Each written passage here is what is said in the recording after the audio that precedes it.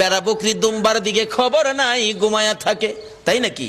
মা খাদিজা একদিন রওনা হলেন, দেখি কি করে ঘুমাই, যাইয়া দেখে বেড়া বকরি দুম্বা ছেড়ে দিয়ে আমার আপনার নবী ঘুমিয়ে আছে।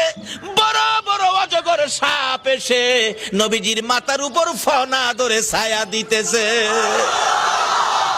খাদিজা বলেন, না না, এই রাখালের বকরি জংলার বাগে নিবে না।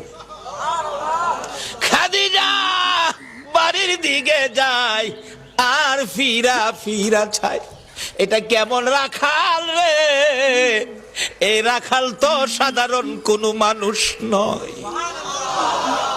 খাদিজা চিনে ফেলেছে, বেড়া বকরি দুম্বা নিয়ে বাড়িতে আসতে বলো আমার রাখালকে।